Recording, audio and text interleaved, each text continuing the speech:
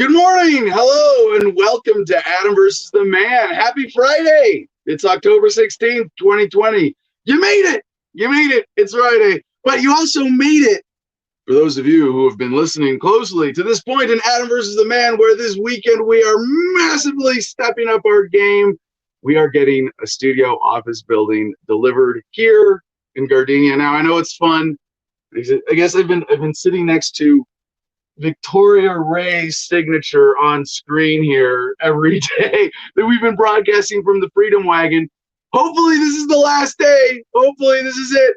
We are scheduled for delivery of the building at noon today, so we got to end on time at 11. No Adam rambling for an extra 20, 30, whatever minutes today. And we got to finalize our site prep. There's a little bit of dirt distribution, raking, tamping to do. But man, this is exciting. This is really, really exciting for me. I mean, personally, to have another building just appears out of thin air here at, technically it's driven here by a truck that I have to guide into the location, but out of the blue.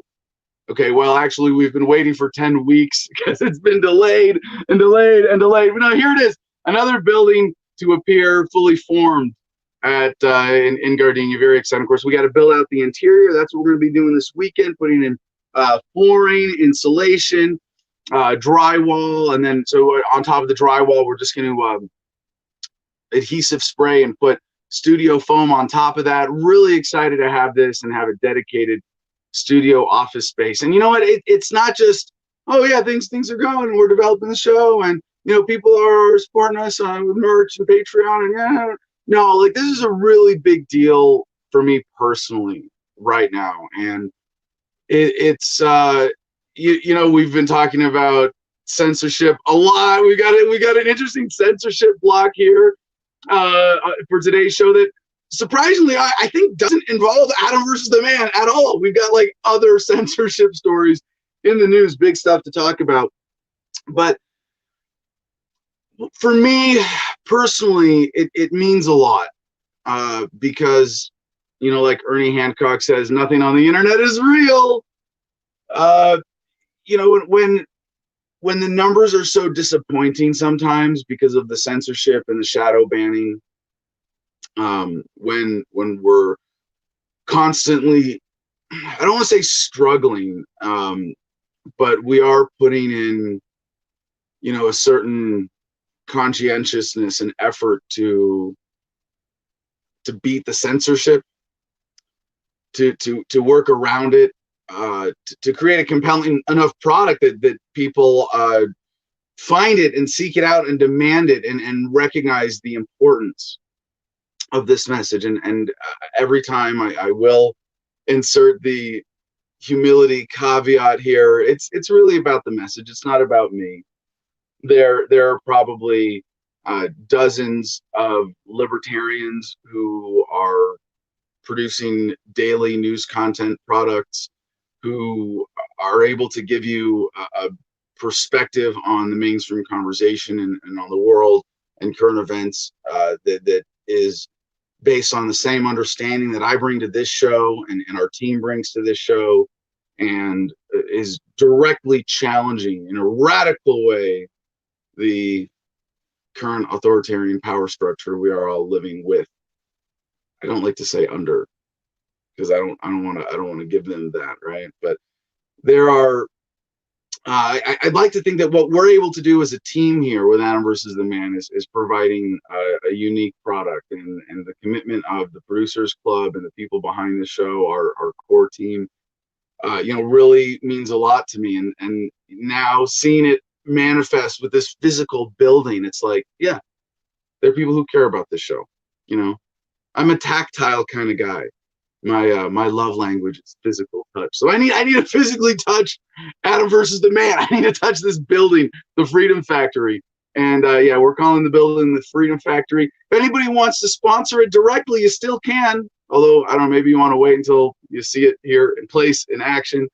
But yeah, so we got to build out the floor, the walls, an attic area. There's an overhang over a porch built into this building that's going to be a little loft bedroom for an intern or a guest maybe. So there's a lot of really exciting stuff happening with this weekend. If you can be here, it's not too late. If you can be here this weekend, you probably already have my number. You can text me. You can send me an email. I'll be checking my email, adam@thefreedomline.com. We're going to be doing Cigars and Sunsets tonight with Peter Yabel. Peter is coming over. Hopefully, I mean, the plan is buildings here roughly noonish, one, maybe we're done getting in place even by 2. We have time to run to Flagstaff and Home Depot and back by 5:30 and to be here for Cigars and Sunsets. Maybe we won't promote it or announce it tonight just to be safe, but CJ should be joining us for his very first time with a cigar. Excuse me. So we got a big pile of news today. We got some promos, of course, as always. But I want to start with the contest. And we've got Jim Freedom. Unfortunately, has had to spend a lot of time in Phoenix lately instead of being up here at the Garden where we love having him. But he is coming up right now as we speak. He might be listening to me on his phone as he's driving his van up from Phoenix to Gardenia to be here to help with our final site prep and to get this building in place and built out over the weekend. Very, very exciting. So Mercedes is filling in. Comment Mercedes Damertowski or comment Mercedes Freedom this morning. Welcome, Mercedes. So Mercedes, I have a new kind of contest today that I hope this works, because if this works, this is going to be our Friday tradition. We're going to play a game called What Did Adam Miss? Oh God, that sounds great. Right. Well, no, I mean, this is like you and me are like, and it's like, oh my God, what kind of nerds are we? We're like, we're journalism nerds. That's what we're libertarian journalism nerds. Like this is what did Adam miss this week? And it could be either an analysis or in fact, is there some story that I didn't cover? By the way, I mean, we do have a bunch of, you got to give me credit for what I'm going to do today. We got a lot of good stuff today. We've got Trump's campaign updates. We've got a little financial block. Of course, we've got a huge COVID block as promised, like since Tuesday about, and Mercedes, we might bring you back on for comments on this. It's about getting COVID multiple times, right? Yeah. And Mercedes has some experience with this. We've got, what else do we have? So we have a censorship block, like I said. So we got 3 big news blocks. And then we got a nice, fun grab bag of stories, some updates on stories we've been covering. And so this is definitely a subjective contest. What did Adam miss? What did Adam miss? Best or most important insight that Adam missed. And you can call in.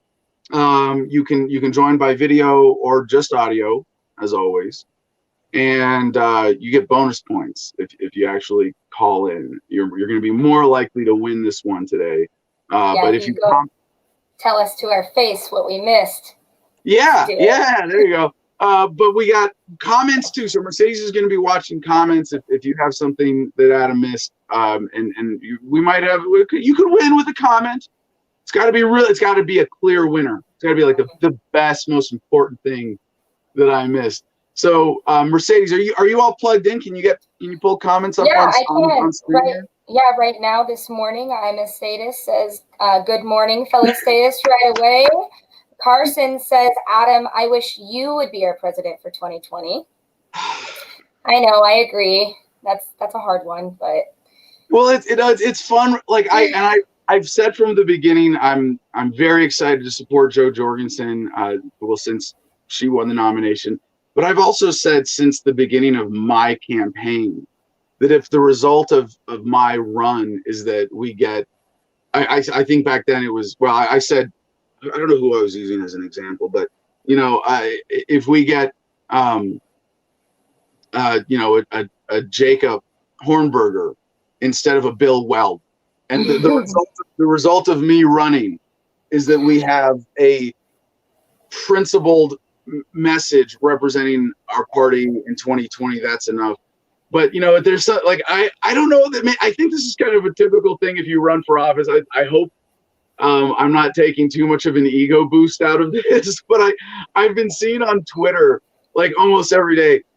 man, Coca should have been the nominee this year. And I'm not going to try to play silly political ego games, but there are a lot of people going, man, the Libertarian Party could have offered America. We could just get rid of the entire federal government. That could have been our offer.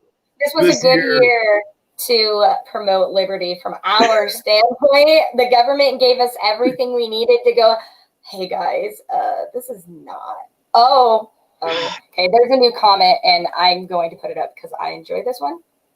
Adam versus the town hall. Yeah. No, I'm committed to keep running on this platform as long as it's relevant and support keeps building. As long as the federal government exists and people support me personally offering the opportunity to localize, dissolve the federal government with the plan. You want me to get you coffee? Yeah. Hold on. You got someone bringing you coffee while doing the show? I'm jealous. I've got a good jug of iced tea. I needed hot cocoa, and I have my lovely assistant, Matthew, who is my better half, and he really puts up with me a lot. I don't know how he does it, so. Yeah, I think it's the kid. But we already have a something Adam, you might have I missed. put another one in. Anyway, that was not appropriate. I hope nobody else heard that. Goodbye, husband. Close the door. Matthew, close the door. So already have did you miss this week that anti-2A Trump attacked the LCC honey badger? An attack on the AR pistol. I have a little bit of an apology, I suppose, to offer for the audience because, Mr. Statist, I did see your email about that, and I didn't get to it. I didn't get to it in time for today's show. I didn't get to the one laptop per child update, as I said we'd get to earlier in the week. I've got these tabs pulled up. This is how I prep for the show. If I couldn't do multiple tabs in Firefox, the show wouldn't happen. But yeah, I have like tabs upon tabs upon tabs, and I'm a tabaholic internet user. Same. My browsing history and the tabs I have open every morning slow my computer down so much. And I've never told anybody. I got like a triple monitor system with a boom speaker and all the gaming stuff. It's a battle station, just like our internet warlord. So. But other than that, there are no more comments that are coming in. I think everybody's still sleeping this morning. Yeah, right. All right. Well, other than that, we'll also be designing hopefully my desk, my command center in the Freedom Factory. Oh, as I was saying, the last thing about that, I'll probably say more about it during the show. But the last thing I want to say about it now is that there's two things. Yep. It's called the Freedom Factory. But we need a sign for the door that says Gardenia Ministry of Propaganda, because that's the unofficial building title. But the studios, and we're going to be, if you want to sponsor this building, it's financed. It costs $324 or so per month. And if you want to sponsor the building itself, you can name the studios, and we'll announce it every single day on the show. This is Adam versus the Man coming to you live from the John Jacob Jingleheimer Schmidt Studios here in Gardenia. However, whatever you want to call it, it's all yours. So let's get anyway, Mercedes. Let's do our promos, knock these out, and Mercedes is going to be keeping an eye on the comments. We will get the link out. There's a link to call into the show, and we'll put that everywhere we're broadcasting in the comments, either Mercedes or CJ. There it is. It just got dropped in all the comment sections. All right. So we're going to click on the link, come backstage. You can call in with your answer. Maybe Adam will like it. And then it's all rainbows and butterflies from there. So right now, Will is technically leading the contest with Mr. Statist, the only actual Adam missed this comment so far. And it was okay. I mean, legit, but barely a point, because we did mention it on the air, and we are going to get into it. But I'm looking for what analysis, what really important thing in current events did Adam miss? And again, subjective, so points for being funny, points for calling in. And at the end of the show, Mercedes and I will be like, this guy or that guy or her or whatever. We'll that assess caller. the situation and see where we're at the end of the show. But we're giving away membership to the Adam versus the Man Producers Club. Yeah, and can you find us? Sorry? The best part about the Producers Club, we were talking about it this morning, is that you get in the club. We give you a link to backstage every day before the show. And CJ and Nat and I just talk back there all morning. Like this morning, we were talking about the Atom Smasher because there's a weird noise coming from CJ's bathroom now. There's a theory that the gravity's been displaced. So if you click to subscribe, you get to come back and hear all of our conversations before the show. You're on the same level. You hang out. You're supporting us doing what we love, what you love. I mean, you're part of the show if you're in the Producers Club. The only reason why I'm on screen right now is because I was in the Producers Club. So yeah, you could be me. Yeah, no, it's been so much fun building this as a way to pull in volunteers and money and energy and make the show better. And this is where half the links I've got pulled up are people sending me stuff and actually having just that, we've got about 30 people, who are actively reading the news every day and sending me important links. And it's not just the Producers Club. I have a lot of other friends who are like, Adam, you got to cover this. Adam, you got to cover this. But that gives me, a lot more confidence in the coverage that we're capable of here. Excuse me. And that we're not really missing much. You can't get that by Adam versus the Man in our audience. No, not at all. Should we? I started taking. By the way, I got to tell you, Mercedes. I know it's not Mental Health Monday. Little mental health revelation for me here while CJ shows off the amazing products at the store at AdamVersusTheMan.com. I kind of been in denial about how this thing is affecting me. And at one point, my wife actually said, Samantha, she came to me and said, Adam, I'm tired of pretending like this Corona bullshit isn't affecting us. Yeah, it came to the point where it affected every single person in the entire world in lifetime. And Matthew was the same way. He would deny it too. But what we need to realize is that as soon as we recognize and admit that it is affecting us, that's when we get to move forward and do what we need to do so it stops impacting us in a negative way. Like building the freedom factory. Unless you're truly detached from the rest of society, this is going to affect you. This has been affecting you. And, I describe it as like it's a dark cloud over the whole world. And that's obviously a metaphor. But what is that dark cloud made up of? It's not just the virus itself. It's the government response. It's the attitude shift. It's the turn to drugs and alcohol or alcohol and other drugs. It's the increase in suicide. It's the increase in domestic abuse and violence and child abuse and all of these things that are just, I hate to sound like a hippie because there's no way to other way to sum it. Just bring everybody down, man. There's no way to avoid this. And I actually, I really let my self-care go over the last couple months where I was just and that was and I started to see how it was affecting a lot of other things in my life, my relationships, my ability to do this show. And so just a few days ago, I started taking my vitamins again. And that's if I'm taking my vitamins every day, and I'm a bit of a vitamin junkie. I think I've talked about this on the show where I have a box, like a big Amazon box that I saved and stuffed with all of my, I have, I take a ton of stuff in very low doses. Maybe someday we'll do Adam's class on vitamins. Honestly, I'm serious. All right. Oh, and hey, and there's CJ promoting Make Them Debate. He's like, Adam, shut up. Enough about your vitamins. MakeThemDebate.com. Yeah, check it out. It's a lot of fun. Mercedes is our debate manager.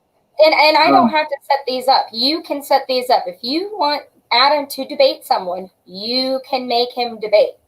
It's very, very easy. It's very, very fun. I like listening to Adam debate. Thank you. I mean, So get involved. It's pretty cool. MakeThemDebate.com. Check it out. But CJ, the reason as he just wants to go through promos. Now he's got the Cigar Factory out there. CigarFederation.com. Yep, join us for Cigars and Sunsets tonight at 5:30. And promo code Adam10, ADAM10, all caps, gets you 10% off your order at CigarFederation.com. But the reason I brought up the vitamins and the self-care and all that wasn't just because I wanted to make say something nice and positive and encourage people to be aware of their own self-care and give them that reminder. I was actually saying it as an excuse for burping during the show. Because I have all these vitamins in my tummy right now. I take I have these trays. I have trays. I do a month of vitamins at a time, and I lay them. This is how I don't sit there for 10 minutes every morning going, well, I'll have one of these, and I'll have one of these, and I'll have one of these. No. I lay them all out, and it takes an hour once a month, and then I can just pill pop a handful of pills twice, and I only take pills twice a day. Some vitamins are take 2.5 pills 5.5 times a day. And I'm no, I'm going to take one twice a day, low dose. It's not down here. So that's why my stomach is still getting used to waking up every morning and putting a ton of pills in there. All right, so is that all of our promo? I think that is all of them. Sorry, Matthew got a government job, and with outside of the home, and he's looking for his government papers so that he can take him to the government job so that they can tax him monies for the job that he's doing. And we don't know where they're at right now, so he's popping in and out. Yeah, you better help the government steal from you or they'll lock you up. All right. Taxation is theft, and that's all I'm going to say today. On to you. All right. Jumping right into it, our top story today comes from Axios.com. Scoop: Trump's advisors race for loss, point fingers. Now, I've said before, I'm not going to try to call this race between Trump and Biden and Jorgensen. I'm not, optimistic that at the last second Jorgensen's going to pull out a breakthrough. But I know that while everybody else has been looking at these polls and saying, "Oh, Biden's ahead 10 plus points," that's crazy, that there's no chance that Trump could win. I've been hesitant to even weigh in on that.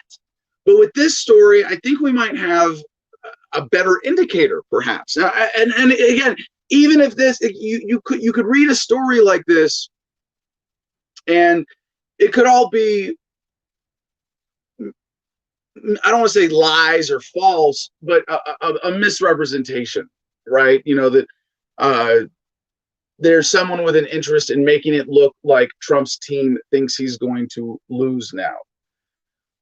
And if that's the case, it's just another piece of propaganda. So let's have fun jumping into it and saying if we can learn anything about the actual state of the election, which is now just a few short weeks away. So 3 senior Trump advisors who recently talked to campaign manager Bill Stepien walked away believing he thinks they will lose. The big picture: the Trump campaign is filled with internal blaming and pre-spinning of a potential loss, accelerating a dire mood that's driven by a daily barrage of bleak headlines. Campaign and White House officials tell me, quote, one advisor said, "A lot of this is the president himself. You can't heal a patient who doesn't want to take the diagnosis." Now, this has been a hallmark of Trump's leadership, quote unquote, style. And that there are always people on his team who are unable to see through his mood swings and messaging flip-flopping and sort of loose relationship with the truth. This is nothing new. Behind the scenes, in weekly pep talks, Stepien tells staff members why they shouldn't pay attention to the perennially horrible public polls and how they can win the week and the campaign. And then bullet points, but in other private conversations described by multiple sources, Stepien can seem darkly pessimistic. He likens the campaign to an airplane flying through turbulence saying it's our job to safely land the plane. And that isn't, I mean, you think about everybody involved, the reputations, the momentum. It's an interesting metaphor. Safely land the plane. Like this is like,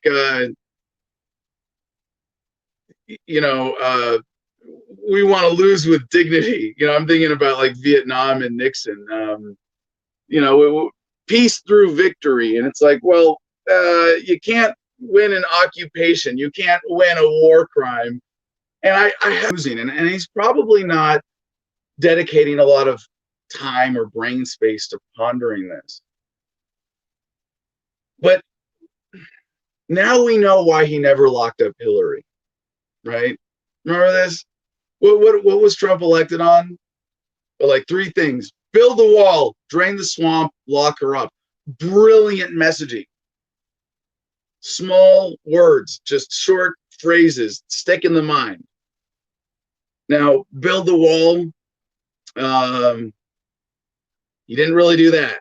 No, not. And people, Trump supporters who are true magatards in denial will try to point to the miles of wall that have been built, even and ignore the fact that a lot of them were built places there already were wall features, or that there was no actual practical necessity, and that it's really only a very of the total border between U.S. and Mexico, the total length of it, only a tiny percent has been covered during the Trump administration. Drain the swamp. I don't think. Sorry, I almost like gave myself a spit take there, more of a snot take.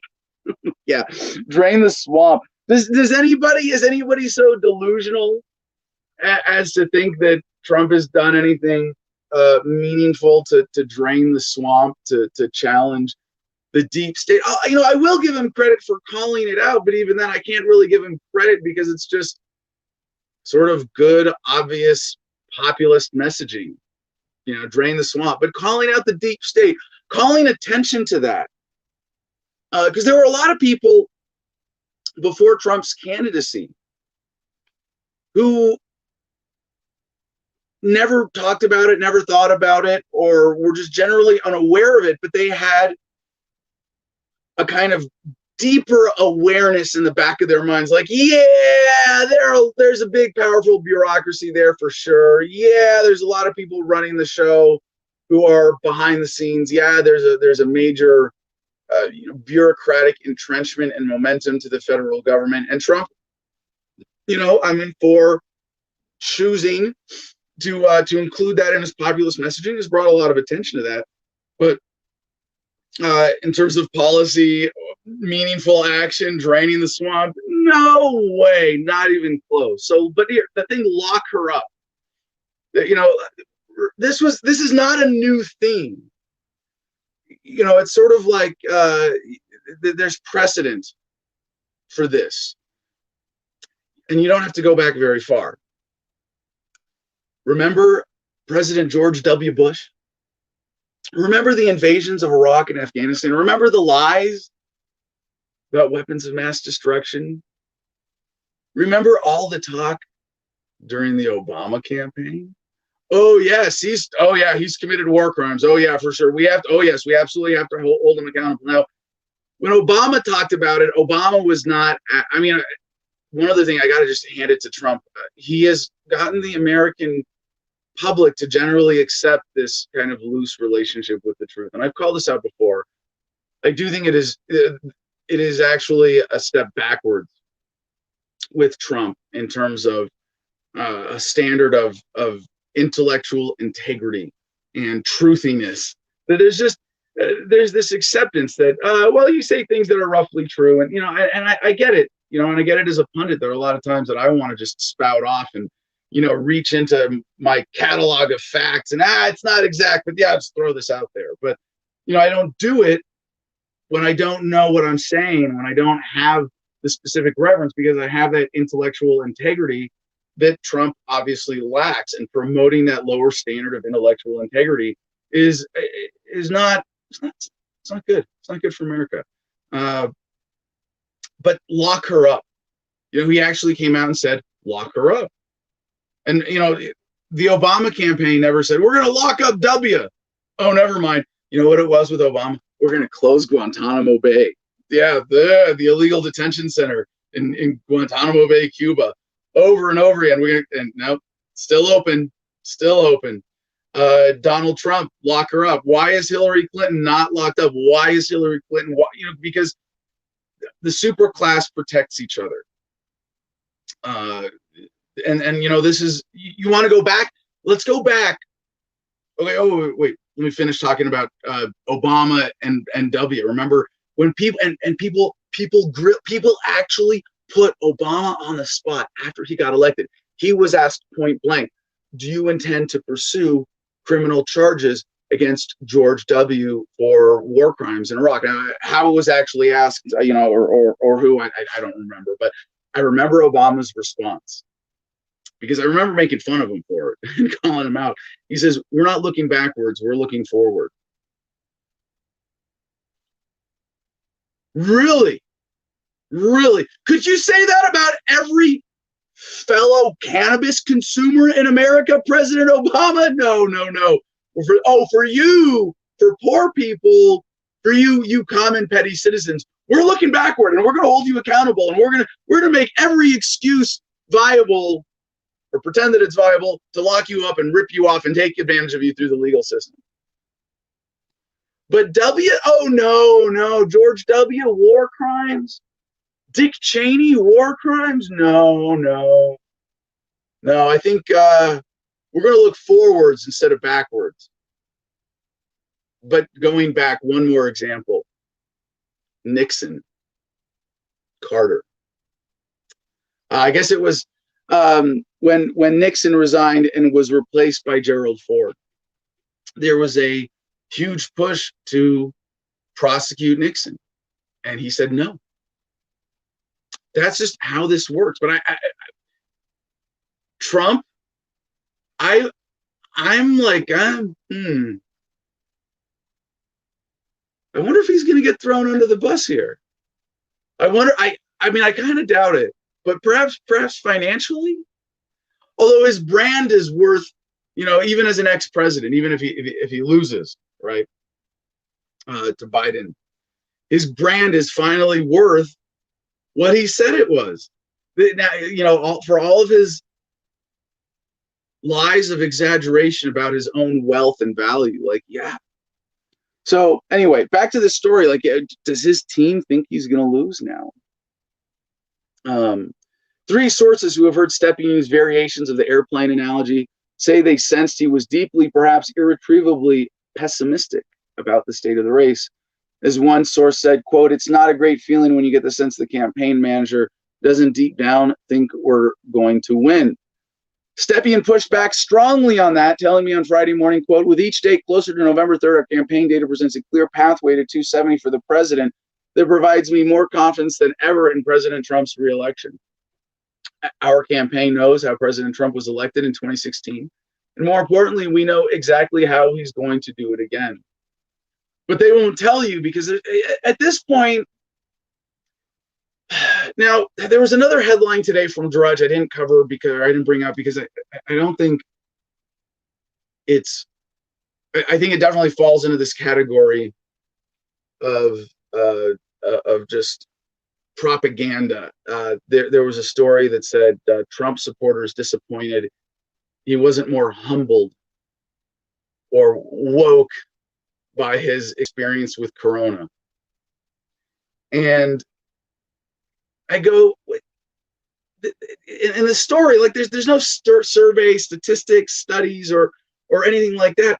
It's just, it's very subjective, and there's a lot of that. There's so much just, oh yeah, CJ's got it pulled up already. There it is. Even some supporters, this is LA Times, even some supporters are disappointed that COVID-19 bout didn't humble Trump. And right away, I'm like, this was not written by an unbiased source. Trump supporters, I mean, just think about it for a second. They're disappointed that it didn't make Trump humble. Is that why Trump supporters love him so much? Because he's so gosh darn humble? No, I don't think so. So there's a lot of mainstream media that I'm just ignoring right now about the election. I mean, I'm keeping an eye on things, but this story, like how it matters, why? And this here, I'll right here from the Axios story, why it matters. Trump can still win, but make no mistake, even his most loyal supporters, including those paid to believe, keep telling us he's toast and could bring Republican control of the Senate down with him. Between the lines, Steppian's critics say he is in CYA mode, refusing to make tough decisions that might incur Trump's wrath while setting up excuses for what polls suggest could be a shellacking by Joe Biden. Now, I mean, if I wasn't, an honest, ethical person, especially in a libertarian sense, I would love this job of being Trump's campaign manager. But holy shit, wouldn't it be scary? You're fired. No, but you get on the Trump bus, pretty good odds you're going to get thrown under it eventually. And there's a lot more to this story. And by the way, another little Corona update or campaign update, rather, election update. Kamala Harris, aide, has tested positive for coronavirus. And if you scroll down, it's actually right there underneath this one on the Axios website. Harris pauses campaign travel after aide tests positive for coronavirus. Which term are they using now? Biden says campaign raised $383 million in September. This is there's a lot going on right now, but whether who's going to win, it's still impossible to call this one. And with this, so here's my final judgment on this Axios story. Scoop: Trump's advisors brace for loss, point fingers. I think they're kind of grasping at something here, not quite getting a hold of it. I don't think. I mean, you hear where there's smoke, there's fire. Is there fire here? Are there rats jumping ship from the Trump train? That's kind of normal with the turnover, with people getting thrown under the bus. So, nope. Kanye West, as we covered earlier this week, still could be Trump's ace in the hole. That he is able to just at the last, really, American voters are so prone to manipulation. Kanye West is on the ballot in enough states that he could pull enough votes from Biden at the last second to throw those electoral votes towards Trump. And I'm betting that in the next couple of weeks we're going to see something from Kanye and Trump, some national publicity stunt, or and it might be happening behind the scenes, that in those states people are promoting Kanye. And the other thing is that most Americans who are voting for Biden are not doing so enthusiastically. And if at the last second you're able to get a message to them, hey, your state's going to go blue anyway, might as well vote Kanye as a protest vote, they could convince enough people to flip that way. So it looks like Trump is down, certainly not out. I know he'd rather be up 10 points and riding this populist wave to victory, but he's just another politician with slightly different tactics, with the veneer of being an outsider when he's been an insider, in the sense of being a favored member of the super class the whole time. For all the crimes that he has committed, and there are plenty, and I don't mean to say that he's special this way. Every president and at least of the modern era, commits countless crimes.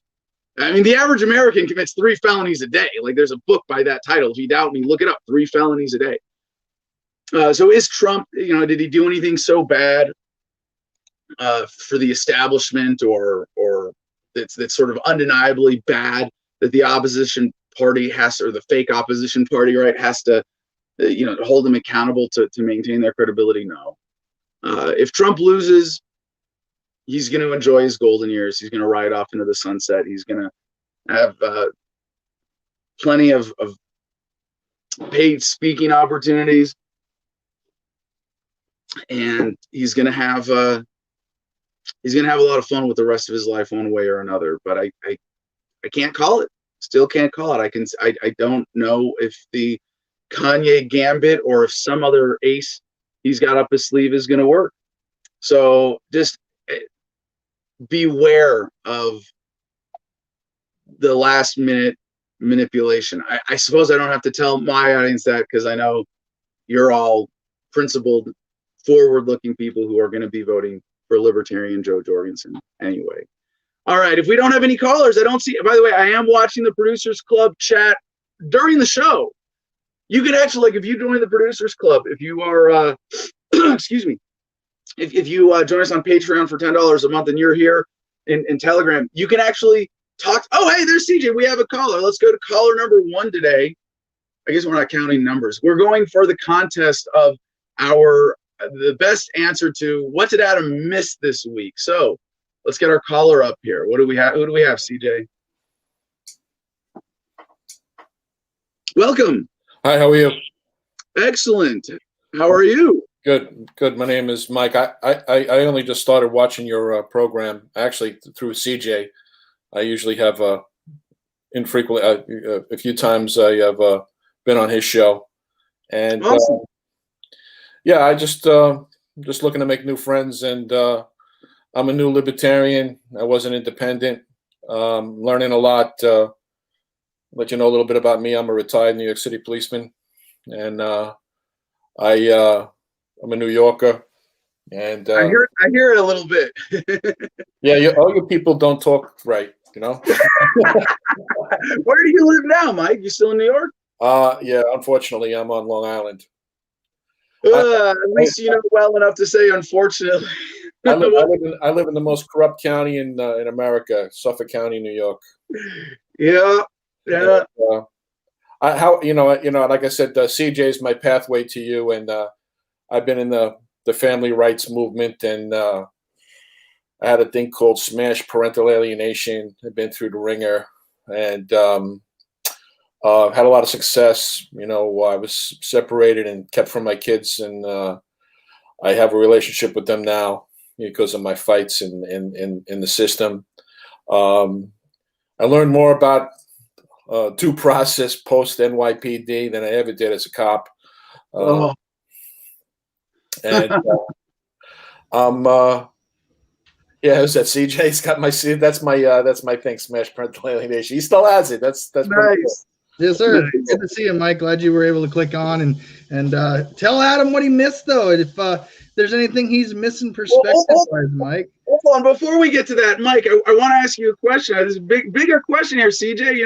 Because I ask people when I tour all over the country, I mean, to the point that it's gotten old, how did you become a libertarian? But I want to hear it in Mike's story. You go from being a cop in New York City to experiencing parental alienation to being an independent. Were you with a party before that, or did you identify as liberal or conservative? And what finally gave you the confidence to make that leap to identifying as a libertarian? I don't believe in government at all. And how did you? What's the process? It's screwed obviously me over. You didn't believe that when you were a cop. It screwed me over. Well, it's funny. We do what we have to do when we're younger. I'm 58 now, and I needed a job. My father was a policeman. I took the test. I didn't do very well on the test, and I still became a cop.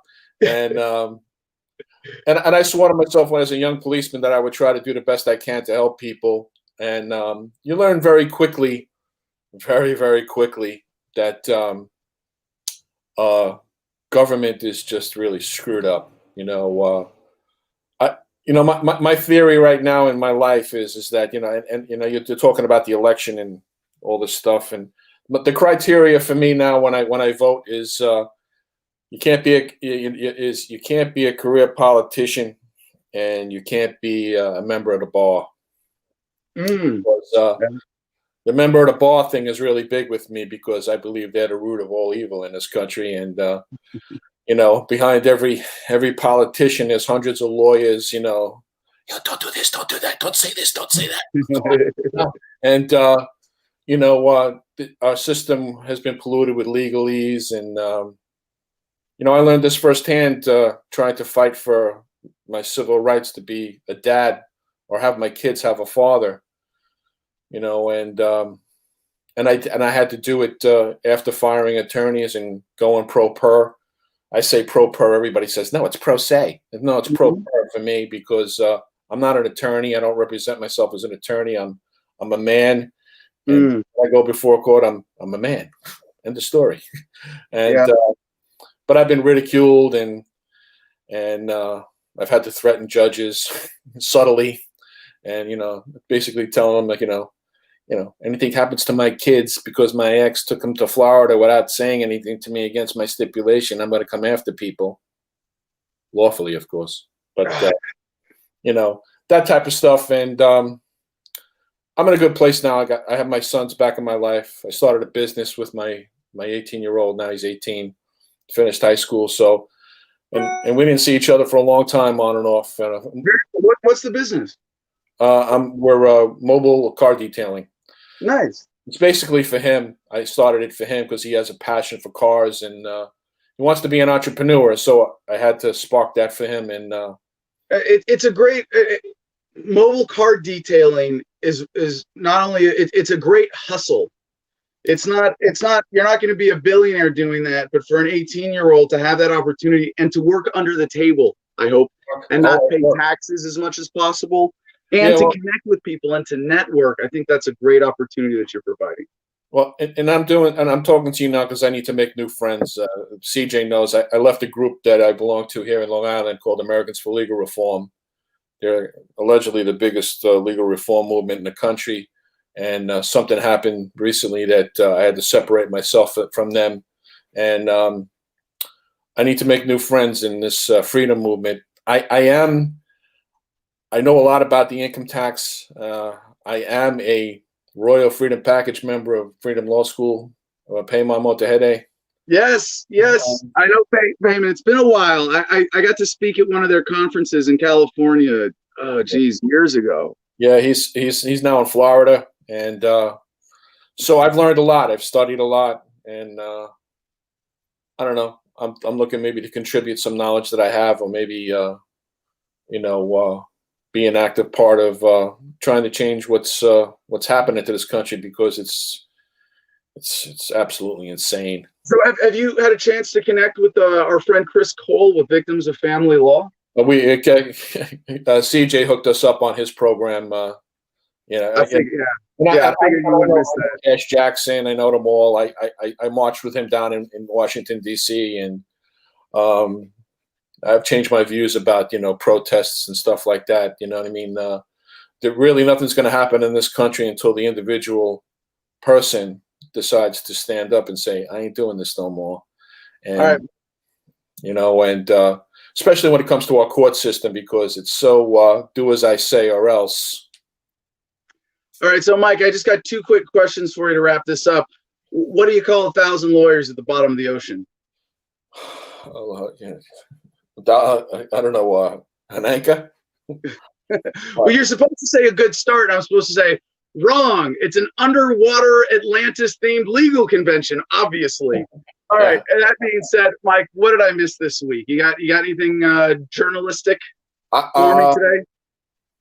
I really haven't. I've only watched 2 programs so far, and I wasn't really aware of your program, but I'm glad I found it. And I really can't say. I just think that our system is just so screwed up, and and you just have to. I'm worried that I just found out I had to file for I'm worried about my voting because I just had to ask for an absentee ballot because I'm going in for surgery at the end of the month, and I just found out yesterday, and I maybe that's the way I am because I have a brain leak. I got this thing called CSF. I got brain fluid coming out of my ear, and I was told by a neurologist I have a brain hernia. Can you imagine that? A brain hernia. Yeah, wow. New term. Well, best of luck with that, Mike. Appreciate it. I'll be out of commission for at the end of the month, and I'm not crazy about people going into my head, but that's what they have to do. And all right, well, let me give you a chance here to contribute to our journalism effort today. What do you think is the most underreported story in the world right now? Yeah, that's pretty simple for me.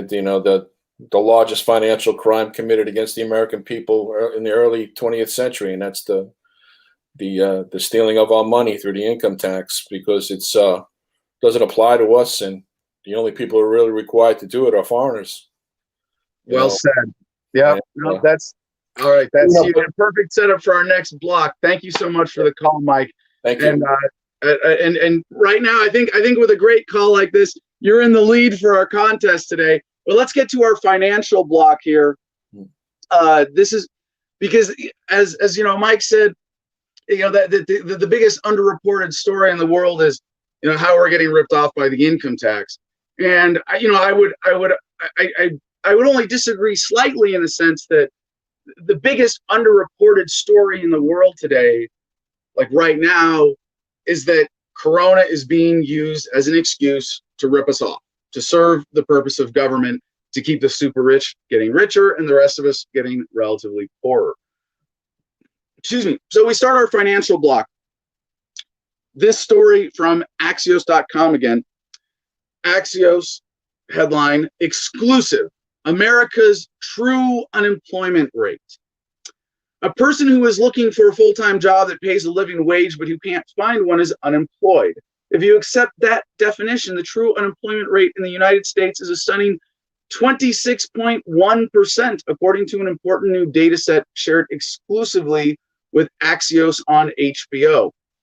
Why it matters: the official unemployment rate is artificially depressed by excluding people who might be earning only a few dollars a week. It also excludes anybody who has stopped looking for work or is discouraged by a lack of jobs or by the demands of childcare during the coronavirus crisis. So yeah, this is something that, as a libertarian, I've been talking about this for years, that the unemployment rate is a political number. It's not an economics number. It's not a real measurement. It's constantly manipulated. And the two big things here, and to see it in this story, it's really cool to have it in black and white. But just to make it clear, if you give up looking for work, they no longer count you as unemployed. What the fuck? You say, why are you telling me this number then? What is the significance of this number then? It's a political football. They can throw back and forth and say, oh, look, we did this to unemployment or that to unemployment, or to justify whatever policy they want to. And the other thing is that if you're making a few dollars a week, they can say, oh, well, we're not going to count you as unemployed. We can say you're underemployed, and now you're in the politically forgotten category. Now, again, I have to give a little background on this, just to make my position clear. I don't buy into this mainstream political duopoly bullshit of the goal should be 100% unemployment. By the way, that's one of the legal mandates of the Federal Reserve System, to maximize employment. And you go, well, why do we want to maximize employment? Well, so that people can pay the income tax. And it's not even the biggest mechanism of ripping people off. It's part of the overall theft and manipulation. But the inflation tax, all the other hidden fees, fines, taxes, and costs of government have it so that today the average working American is working for government over half the year. And for a lot of poor people, as we covered yesterday with this really stunning story, the marginal tax rates for the poorest fifth of Americans are 70% roughly when you, and it depends state by state, but when you account for the benefits that you lose. And what that, as you make more money, what that means is, if you're, but first basic premise here, if the government gives you $1,000 unemployment for not working or whatever, welfare, and you get, $1,000 a month, and you can live off that and work under the table, or you can go get a job and work 40 hours a week and make $2,000 a month, but your end of the day take home pay is only $1,000. You're essentially working for free. Your income goes up zero, but now you're working, right? You go, oh yeah, we're incentivizing not working. But it's even worse when that person who's unemployed qualifies for housing benefits and healthcare benefits and who knows what other subsidies and all these other things. And as soon as you get a job and start making money, now you're disqualified from those benefits. So you might end up even effectively making less because now you have all these extra expenses. Not just, you're making $2,000 working for government, now your take home's $1,000. Well, if you are now disqualified from a government benefit that was, say, worth $300 a month, now you're only making $700 when you were making $1,000 for sitting on your butt. So this unemployment rate is based on the presumption that that everybody should have a job. And I'm not trying to deny that there's an ideal of engagement for humanity, that we all want to be productive. We all want to feel like we're contributing members of society. We all want to earn our way and pull our weight. But this concept of employment and the goal of 100% employment is not the right way of looking at things economically. And if you just step back and you go, well, we want to maximize quality of life. We want to maximize personal wealth. We want to maximize the amount of goods and services that are available to every human being on earth. Like that's the goal of economic analysis, to make economics better, more effective, more efficient, to serve people. And then you go, well, employment is like a means to an end, and in our current system, it's not a very good one. The real goal shouldn't be 100% employment, but 100% retirement. And I don't mean retirement like, stop working or stop being engaged with the rest of the world, but especially in 2020, if the wealth of generations had not been so stolen from us by government, if we didn't have these grossly unnatural concentrations of wealth and power in the world, the average human being on earth would be wealthy enough that work would essentially be optional. And even in very poor countries, because they don't have enough US dollars, the idea that you would have a family home or a farm, that it would be passed on, that you would have that stability, that the economy would naturally support people in a much better way without this intervention. I mean, it's really obvious to anybody studying economics from a perspective that at least sees past this propaganda. So back to the story. If you measure the unemployed as anybody over 16 years old who isn't earning a living wage, the rate rises even further to 54.6% for Black Americans, 59.2%. The backstory, the official definition of unemployment can be traced back to the 1870s, when a Massachusetts statistician named Carroll Wright diagnosed what he referred to as industrial hypochondria. By restricting the unemployed label to men who really want employment, Wright managed to minimize the unemployment figure. Oh, and make things sound good for politicians. Wright went on to found the Bureau of Labor Statistics, and he brought his unemployment definition with him to the state. To be officially counted as unemployed, you need to be earning no money at all, and you need to be actively looking for work. So what this means is that the unemployment rate is actually not a measure of how many people are unemployed. It is a rate. It actually functions as a more in line with the terminology even though less in line with reality and how it's being used. But it is a rate at which people are becoming unemployed, not an actual current measurement of unemployment. So right now, this is especially important because we are still in an employment crisis because of the coronavirus lockdowns and shutdowns. So how is this relating to current history? By the numbers in January, when the official rate of employment was 3.6%, the true rate was 7 times greater, 23.4. That's according to new calculations from the Ludwig Institute for Shared Economic Prosperity, as founded by Gene Ludwig, a former U.S. comptroller of the currency. As he says, I was shocked. That's a quarter of the population that want work, that can't earn a living wage. The recession made everything worse. Only 46.1% of white Americans over the age of 16 and a mere 40.8% of Black Americans now have a full-time paying job, more than $20,000 per year. The bottom line, the unemployment catastrophe in America is not new. It's been at crisis levels for decades, but has been hidden behind the official numbers. Ludwig's hope is that his new data will light a fire under Congress to address this national emergency. I don't know. Oh, yeah. Oh, yeah. You've got data, you've got facts, and you're going to present them to Congress, and that's going to reach they're going to respond to that. Okay. This is not a national emergency. This is a national victimization. This is the measurement of how badly we are being screwed by the current power structure and how badly we are being ripped off. And the crisis about today with the unemployment that is new, and I mean, the story is saying the unemployment catastrophe in America is not new.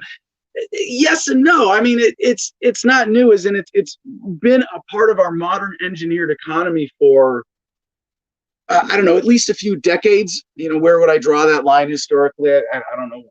I don't want to try to call it like that. But what's new is that with Corona, not only did unemployment shoot up, but so did unemployment claims. And so did the amount of money that government is giving to people in individual benefits. And when I see that, people have been saying the sky is falling, the dollar's about to collapse since, 1971 or 2, was it, Nixon taking us off the gold standard with the dollar? Or I should say taking the dollar, the US dollar, off the gold standard. And now, when we look at this in terms of an engineered situation, more and more Americans are dependent on government money than ever before. And that's what scares me. There is something, and I don't want to say scares me, because it's actually it's kind of a good thing that we might finally be coming to this point of the dollar collapse, and we can move past it. So right now, you look around the world, you look around America, you go, who has money? People who the government wants to have money. It's friends and people who are on its privileged list of those who are qualified for unemployment. There are a lot of Americans who were, prior to Corona, working under the table, off the record, because they're good Americans, they're ethical people who don't want to be stolen from, and they don't want to be stolen from by people who are going to use that money for evil, like the federal government, as they do with the money they take in income taxes to further oppress and destroy lives. And if you were working under the table, you don't have any paperwork to support it, you don't qualify for unemployment benefits. And there's some states you can get around it, and you can commit fraud against the government, which is really a kind of defensive fraud. I'm not saying that's a problem. And there are a lot of people hurting right now, and we really have come into a kind of topsy-turvy economic situation that is, for now at least, the new normal as we sort of come out of Corona. I do think we are starting to come out of it. But there are a lot of people who are suffering And you need numbers like this. You need honest numbers as opposed to government numbers to really account for the full measure of it. And so right now, with everybody in the United States who's suffering, my heart goes out to you. I can only say I hope that this perspective helps and that this message helps, that by encouraging you to, I don't want to say pick yourself up by the bootstraps, that kind of thing, but to take charge of your own economic situation and to relate to government with a proper understanding of what it is. I know that gives me a lot of hope, and I hope it does for you too, because they want you to be hopeless. And if you don't let them take that, they never can. That's yours. That's your attitude and your choice. Couple quick economic stories we're going to get to, but we got a caller on the line. We'll get to him in just a second here. Associated Press: Bank of England asks banks for on readiness for negative rates. Yeah, we're just going to do a quick translation on this story. The Bank of England has asked commercial banks whether they are ready for negative interest rates, signaling that the central bank is moving closer to cutting its key interest rate below zero. If the benchmark rate were cut to less than zero from the current 0.1%, commercial banks would have to pay the Bank of England to hold deposits for them. Policymakers have previously indicated that they were willing to consider negative interest rates amid the economic pressures caused by the COVID-19 pandemic. A negative interest rate would encourage banks to lend money out rather than leave it at the Bank of England. A negative interest rate could theoretically result in savers being charged to hold deposits in their bank accounts, but commercial considerations such as the need to attract deposits might prevent banks from passing on all their costs to consumers.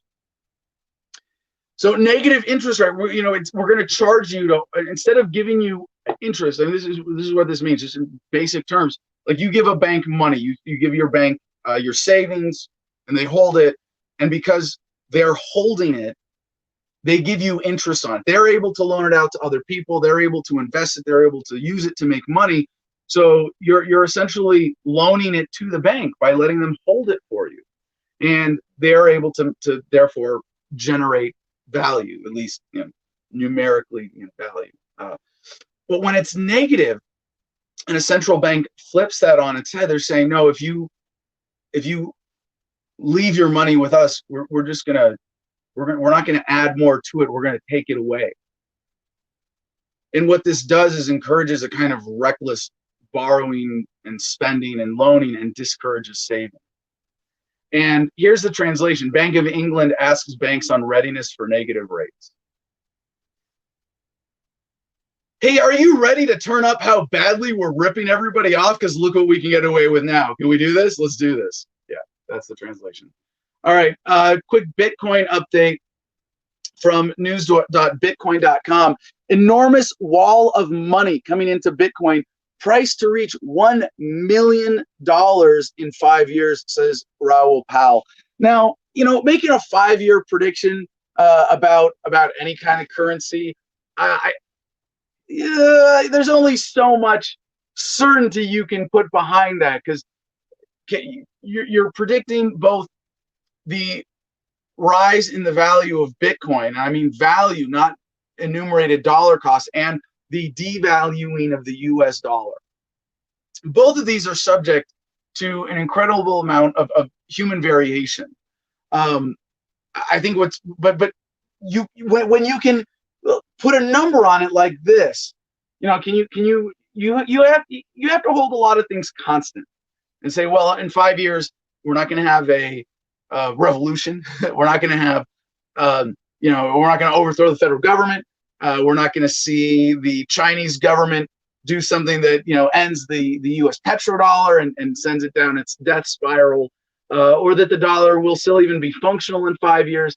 But here it is. Macro strategist Raoul Pal says the price of Bitcoin will reach $1 million in 5 years. He attributes the price increase to adoption by large pools of investors and the enormous wall of money coming into Bitcoin, rather than because the world is collapsing. So, really solid, positive indicators, right? And again, $1 million, there could be two ways that happens, because this statement is, two relative currencies that and that have non-commodity backing, let's just say, because what's the dollar backed up by? A gun. Why does the US dollar have value? Because the federal government says you have to use it and pay taxes in it. And there are certain things that you have no other option with. And so I don't want to say it's not backed by anything. It's not backed by anything legitimate or honest. Whereas Bitcoin, by contrast, is backed by the network and the encryption and the functionality of it in an entirely voluntary, peaceful system. But it's not backed by a commodity, right? I mean, you can kind of, you can massage these terms, redefine them. But the encryption, the network, and the functionality of Bitcoin gives it value. These are legitimate things.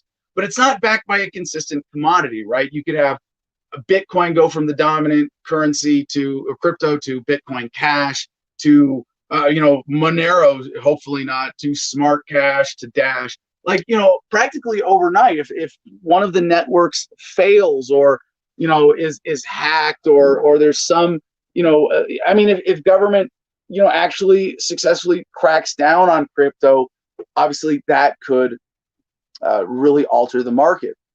But here, back to this estimate from Powell. Former hedge fund manager Raoul Pal shared his view on the economy, gold, and Bitcoin last week in a podcast interview with Daniela Cambone of Stansberry Research. Powell previously co-managed the GLG Global Macro Fund in London after departing Goldman Sachs, where he co-managed the hedge fund sales business in equities and equity derivatives in Europe. He then founded Global Macro Investor and Real Vision Group. As he said, quote, "The economy is not going to recover for a lot longer than we expect. There's no stimulus around, and we've got more problems to come in Europe, the US, and elsewhere. And businesses don't have enough cash flow. They're closing in droves, and that's what I called the insolvency phase.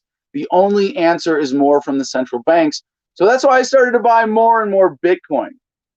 His portfolio used to be equally distributed between dollars, gold, equities, and Bitcoin. However, he revealed during the podcast that his Bitcoin allocation is probably above 50% now, while acknowledging that this BTC allocation exposes him to a 50% downside. He says it's okay for him because the upside is so much bigger.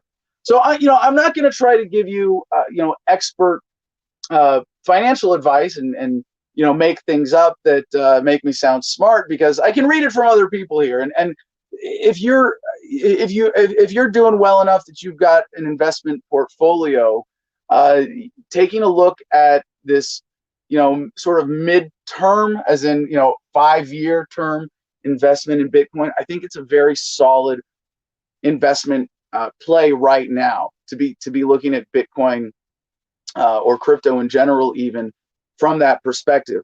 But more importantly, there's, as we've been talking about, like even in talking about unemployment, talking about the unemployment crisis with Corona, there's going to be another demand for Bitcoin coming as people seek ways of working off the record.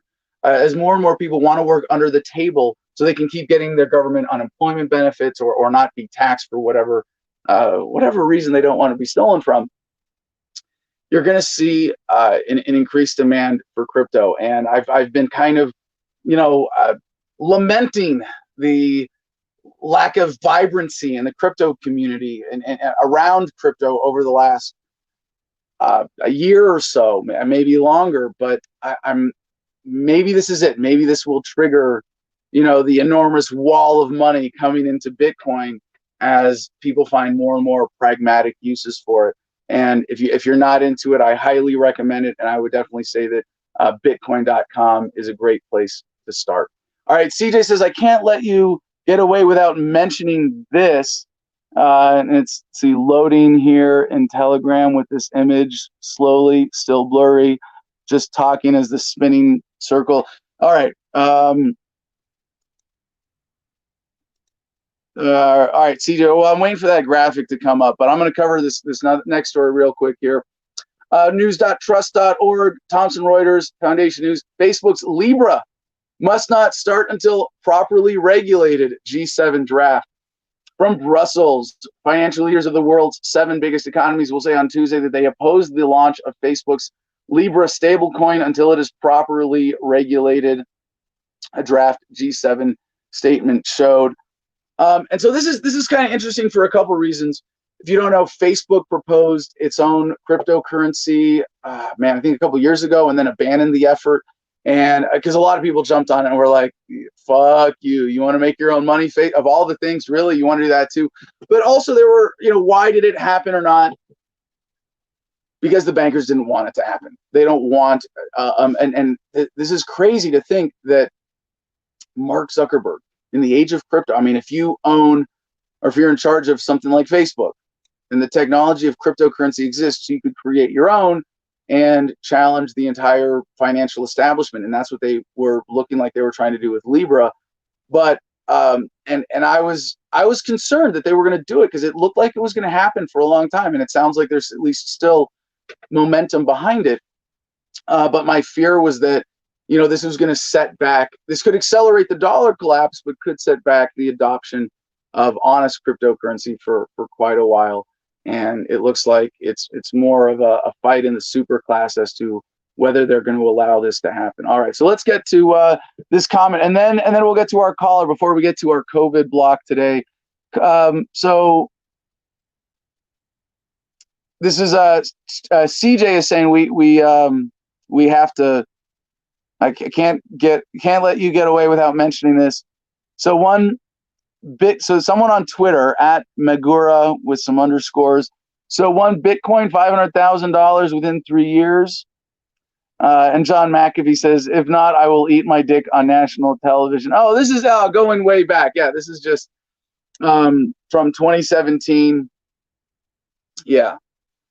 Maybe we'll get to have John back on to talk about crypto, and we'll have some fun with that. But let's get our next caller up on screen here, and then we'll check in with our commenters with Mercedes. Caller number 2.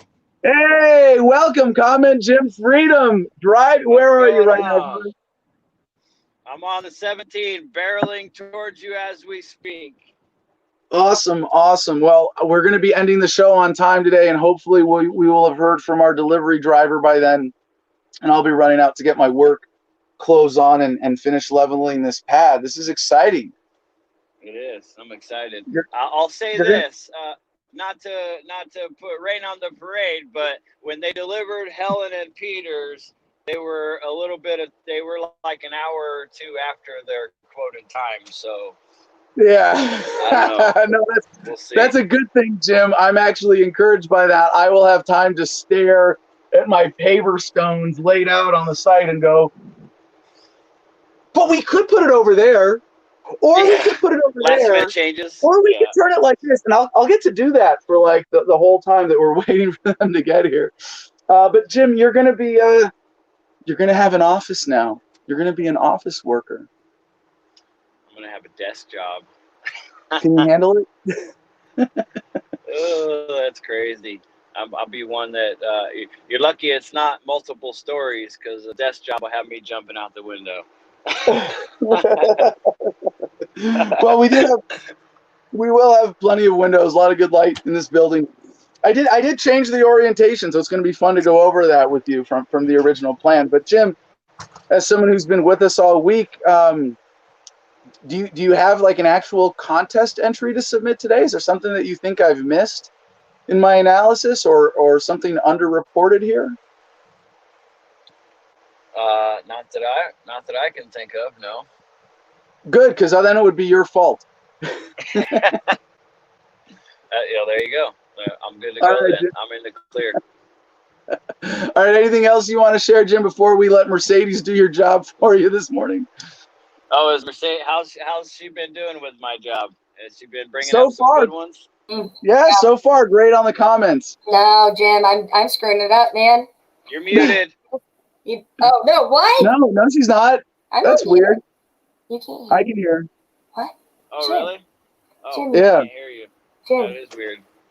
StreamYard is so weird sometimes.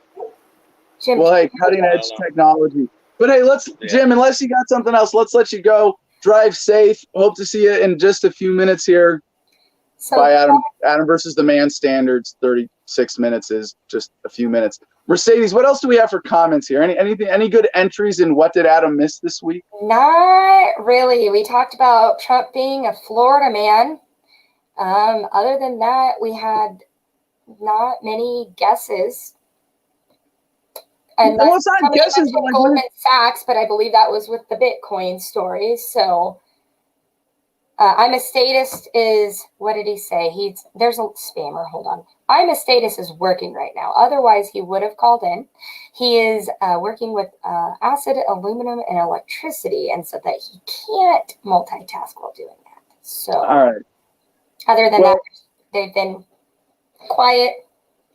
Well, all right. So we're gonna make time. So again, the contest, and I think Mike is in the lead right now. Even though, okay, wait. Let me know how I contribute. Well, you can join us on Patreon, most importantly, and be part of the Producers Club. That's what we're giving away today. And I think right now, Mike is in the lead with his call. But it wasn't technically an entry. But I like the idea of doing this every week. What did Adam miss? Either in fact or in insight and analysis. But if you want to be a part of the conversation, make sure that I don't miss anything ever again. I did. Get on Patreon. Sorry? I missed a comment. Oh. This is my first time watching Adam's show on here. Twitter, screw you, YouTube. All right. Yes, thank you. Now we do have two more important blocks we have to get to and a news grab bag today. So yes. Mercedes, let's jump into our COVID block. But first, real quick, stay up on screen here, Mercedes, because okay. I want to honor your experience, and you've said that you believe, and I want to know with how much certainty you think you've gotten COVID 3 times. I've had it twice for sure. The intermittent one, I'm not sure because I just was sick and I'm like, I'm not going anywhere. If it's COVID again, I'm just going to stay home. The first time I had it was at the beginning. I was a manager at Gambino's here in town. It had just opened. We had heard about COVID already. We saw how the government was reacting, so we took it upon ourselves to just keep our ears open, bottom unity things.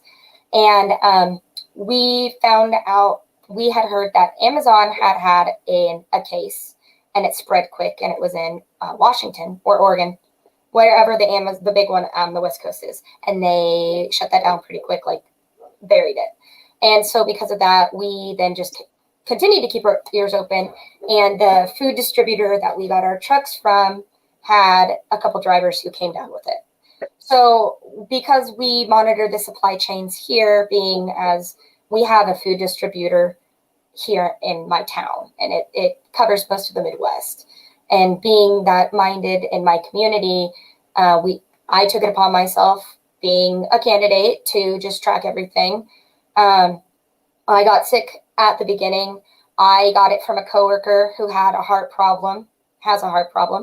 I have asthma, so he and I are the highest at risk for contracting it because our immune systems are already compromised. And they didn't test him for COVID. His heart was being weird. They didn't know what he had. He had all of the symptoms of COVID that I was being told from my friend who's in Italy. My symptoms followed what the CDC had been reporting, but they said that it wasn't where we were at. It was only on the coast. There's no way it could be in Nebraska, so they weren't even testing. They told us they weren't testing. The CDC told the doctors not to test. There's no way. So I had all the symptoms, never broke 100-degree temperature. And when was this exactly? Right, February. End of Okay. February, March. I think I caught it in Lincoln because I had been there for my state conference. But at the same time, I also don't know where I got it because of how long it takes. Right. And but after coworker was coughing on us because he came to work sick because we don't have any PTO or any safety nets. So you go to work sick when you're in food service, even though they tell you not to because you get fired if you do. Okay, hold on. So Mercedes, I really want to you'll see where I'm going with this because I want to get I want to get the story of the sickness itself. You got this in February. In February, this last flu season, was really bad. Flu B was getting around. My wife had it. And they tested us. They tested me. They did the full panel. It didn't pop anything. The second time I went in, the first time I went in, they refused to test me and just treated me based off symptoms. So they didn't test you. Hold on. So they didn't test you for COVID, but they tested you for everything else and said, "Well, we don't know what this is." Then the first time I went in, they didn't test me for anything because they didn't want to get in trouble for testing me. So they just treated me on symptoms, and that it worked. I mean, I did see 2 different doctors, and I was on 9 different medicines and 3 different inhalers, plus dexamethasone, because prednisone wasn't working. So the second time I went in, it had been a week or 2 in between the first time I was sick. I was feeling better. It was fine. And it relapsed on me. And I thought I was going to die. It was worse than the first time. And that's when they tested me. At that point, how much time elapsed? How much time did you feel you were symptom free then? A week. A week. Okay. And then it relapsed. And then they tested me. And I obviously tested negative because I was outside of that positive zone. But the COVID symptoms actually relapse on you after you start feeling better, and then boom, you get a weird illness out of nowhere, and it's lingering COVID symptoms. So at that point, it took 11 days to get my test back. So even if I was positive, it wouldn't have mattered. So the second time I had it, I had all the same symptoms, but less. But it wasn't as bad, but I lost my smell and my taste.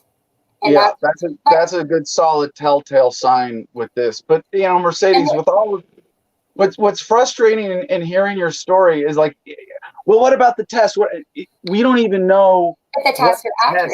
How accurate, right? I have healthcare professionals here. One works in a lab, and her sister is a nurse.